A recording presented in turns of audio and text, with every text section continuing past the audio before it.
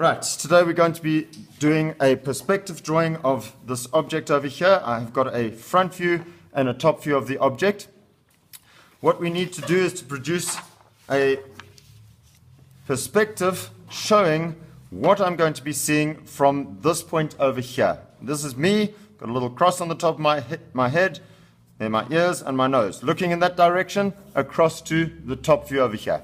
From this I can see the left of it and I can see the front of it. So on this view I must be able to see the left of it and the front of it. Right, I've got another very important line over here called the horizon line. That horizon line shows me where my eyeballs are in relation to the object. So there's my object, and you can see the horizon line, my eyeballs are above the object, which means that I can see the top of the object. If that horizon line was below the object, I would be able to see the bottom of it. All right, that stationary point, it's not fixed, it can move around, so depending on what I'm wanting to see of the object, I can move it around to wherever I need it to be. Right, I also have another very important point over here called the vanishing point.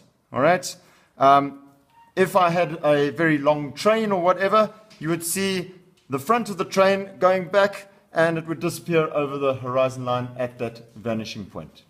Right, over here I've got a line called the picture plane. Now that over there shows me what points I can see over here. So you can see I've labeled this over here number 1, 2, 3, 4, 5, 6, 7, 8, 9, and 10.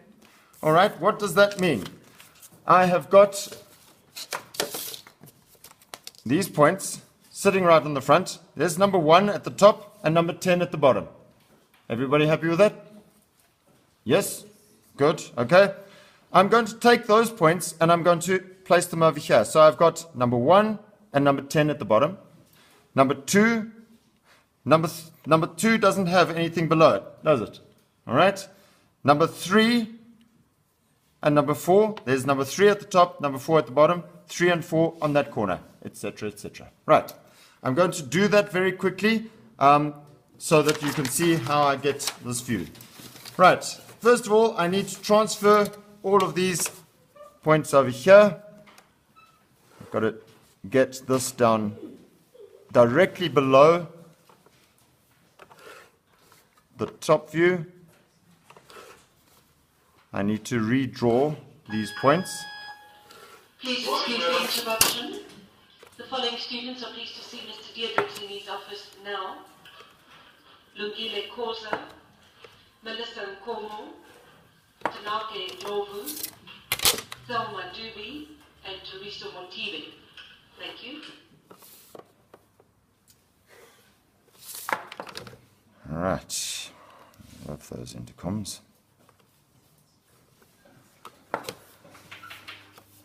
Okay, here we go. There is my front view being drawn in directly below that top view. And I'm going to label those corners as I just showed you.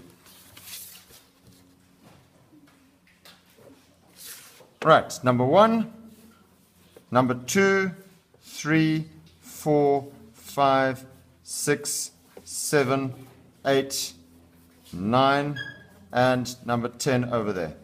Right, over here I've got number 1 at the top and number 10 directly below it.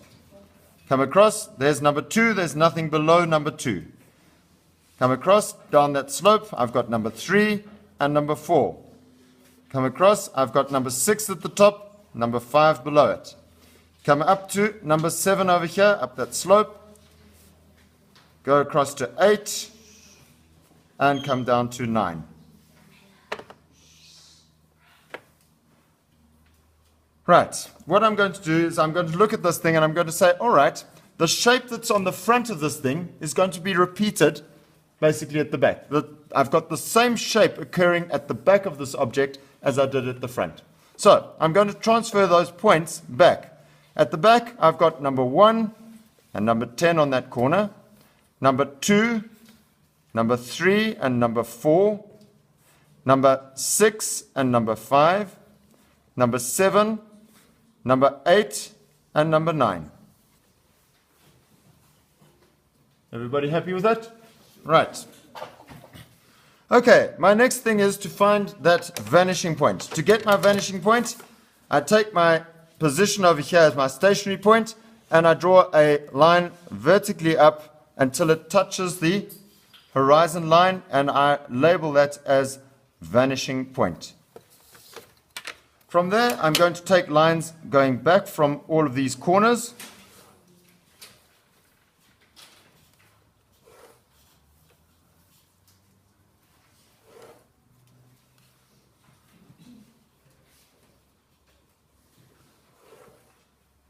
Nice construction lines going all the way back to vanishing point.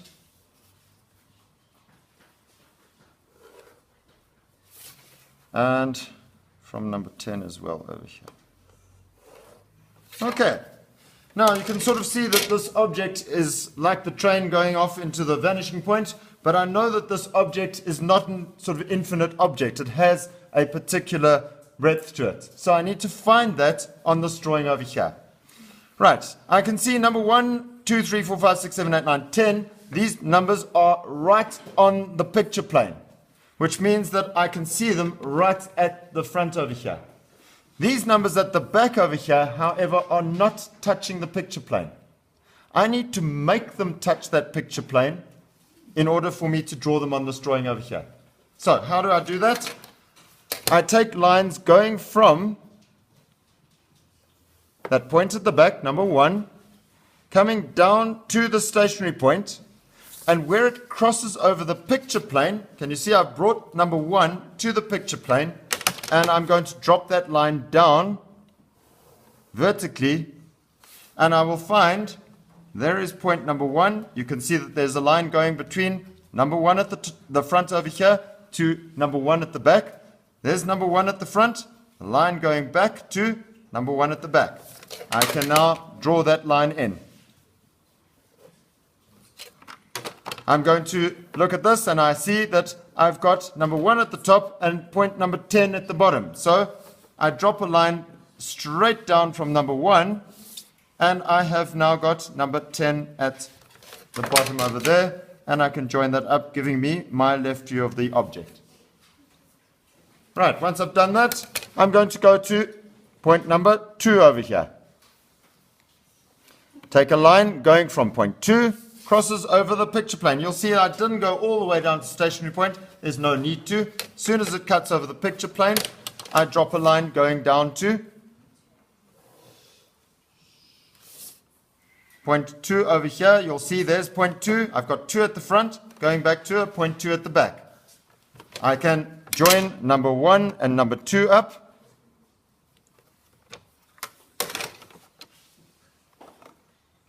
And number 2 at the front and number 2 at the back can be joined up.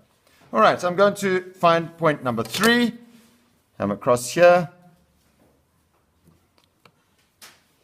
Take number 3. Take that down. And join that up with point number 3 over there. 3 at the front, 3 at the back. I can join those 2 points up. And I can see that there's a line going between 2 and 3 over here. So I still have a line going from 2 to 3. Right, once I've got that, I'm going to go across to point number 8 at the back. It's just a bit easier to do this drawing like this.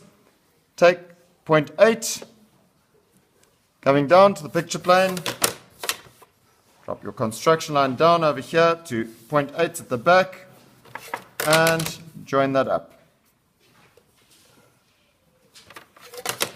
Number 7.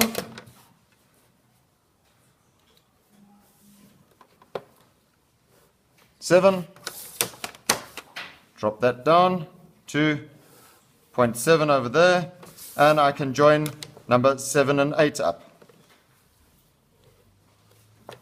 I can join number 7 and 7 up. Let's find number 6. There's number 6. Take that across to picture plane, drop that down. and find number 6 over there. There is number 6. 7 and 6, I can see that there's a line going between those two, so I must have a line there. And then directly below 6, I've got 0.5, so I can draw a line going straight down from 6, meeting up with the line coming out from 5 at the front over here. And there we go. The last line that I need to draw is a line going from 0.5 to 0.4. I can see over here that I've got a line going over here. I need to draw another line coming from 0.5 parallel to that line. I haven't found 0.4 because there's no need to find that 0.4. Because 0.4 would be a point in hidden detail back there, and I don't need hidden detail for these drawings. Right, that is the drawing completed.